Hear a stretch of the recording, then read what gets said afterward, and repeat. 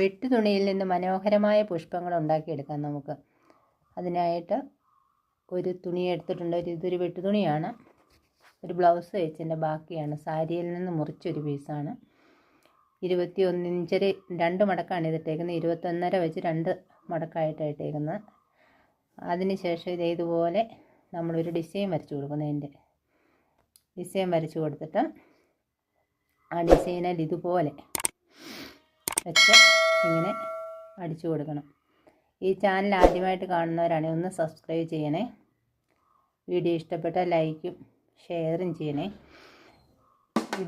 എന്നിട്ട് ഇതുപോലെ വെച്ച് നമുക്ക് അടിച്ചു കൊടുക്കാം. അങ്ങനെ അടിച്ച് ഇത് തീരാറായിട്ടുണ്ട്. അവസാനം ഇതുപോലെ നമുക്ക് കൊണ്ടുവന്നിട്ട് ഇതുപോലെ ലാസ്റ്റ് ഇട്ടിട്ട് കൊടുക്കാം. അതിനുശേഷം ഈ മോഡലിൽ ഇങ്ങനെ കട്ട് ചെയ്ത് കൊടുക്കണം.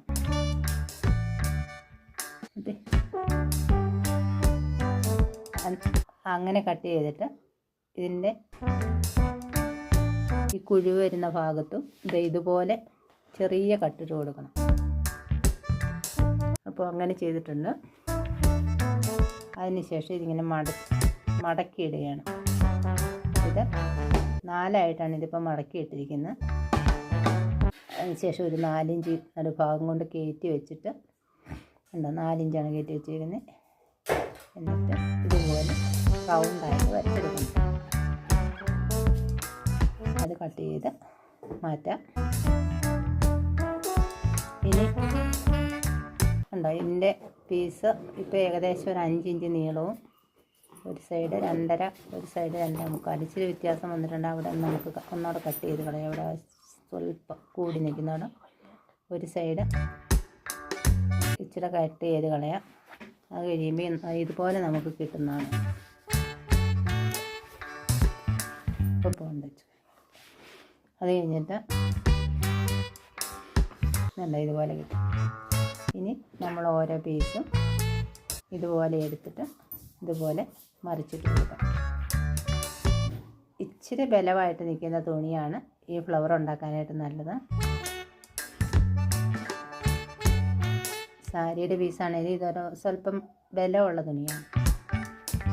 അതിനുശേഷം എല്ലാ ഭാഗങ്ങളും ഈ പീസിൻ്റെ എല്ലാ ഭാഗങ്ങളും നമുക്ക് മറിച്ചിട്ട് കൊടുക്കാം. മറിച്ചിട്ട് കൊടുത്തിട്ടുണ്ട്. ഇനി ഇതൊന്ന് നേരെ വെച്ച് നല്ല വൃത്തിയായിട്ട് ഒന്ന് തേച്ചെടുക്കാം. പല ഭാഗത്തും ചുളുക്കമൊക്കെ ഉണ്ട്. അതൊക്കെ ഒന്ന് മാറി ഭംഗിയായിട്ട് ഇതുപോലെ കിട്ടും. ഒരു സൂചിയിൽ നൂല് കോർത്തെടുക്കണം. അതൊരു 4 മടക്കായി ഇടുന്നു. അതിനുശേഷം ഇതുപോലെ തയ്ച്ചു കൊടുക്കണം. ഇപ്പോൾ ഇതിൻ്റെ കാണി കാണിച്ചു തരാം. ചുമ്മാ ഇങ്ങനെ റണ്ണിങ് സ്റ്റിച്ച് ഇടുന്ന പോലെ ഇതിങ്ങനെ ഇതുപോലെ എടുക്കണം.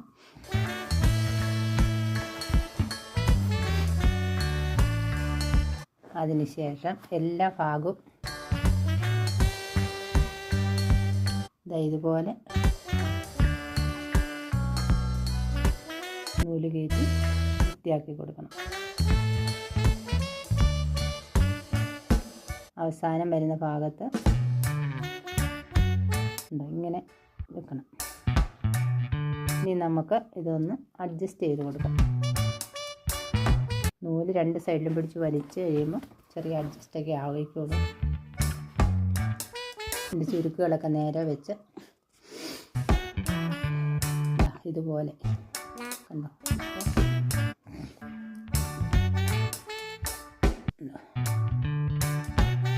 ഇത് ഏത് വലിപ്പത്തിൽ വേണമെങ്കിലും നമുക്ക് ഉണ്ടാക്കാം. ഇതിപ്പം എല്ലാ പീസുകളും ഒരുപോലെയൊന്നുമല്ല. ജസ്റ്റ് ഒന്ന് അളന്നൊന്നുമല്ല വെട്ടിയത്. ചുമ്മാ ഒന്ന് വെട്ടി ജസ്റ്റ് ഒന്ന് കാണിച്ചതാണ്. എന്നിട്ട് ഇതുപോലെ വലിച്ച് നമുക്ക് ഫ്ലവറാക്കി എടുക്കാം. ഇനി അടിവശത്ത് നല്ലപോലെ മുറുക്കെ വിട്ട് കൊടുക്കണം.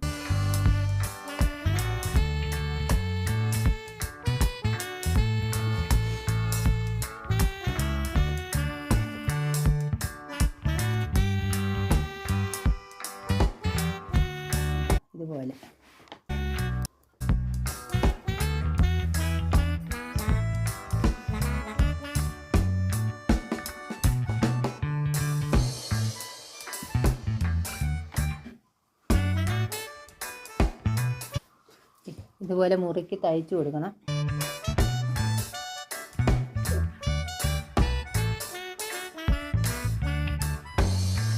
നല്ല വലിച്ച് മുറുക്കിയിട്ട് കെട്ടിക്കൊടുക്കണം. എന്നിട്ട് സൂചി കൊണ്ട് നമുക്ക് ഇത് ഒന്ന് ഉടക്കി ഉറപ്പിച്ച് വെക്കാം.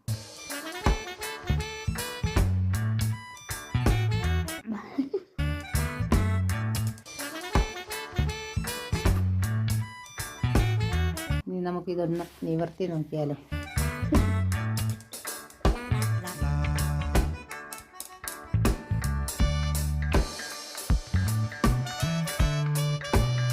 കണ്ടോ, ഈ ഒരു ഷേപ്പിൽ നമുക്ക് കിട്ടിയിട്ടുണ്ട്. ഇത് കുട്ടികളുടെയൊക്കെ ഫ്രോക്കിന് വയ്ക്കാനും ഒക്കെ നല്ല ഒരു പൂവാണ്. ഇനി ഇതിൻ്റെ നടുക്ക് 2-3 മുത്ത് നമുക്ക് വെച്ച് കൊടുക്കാം. ഇത്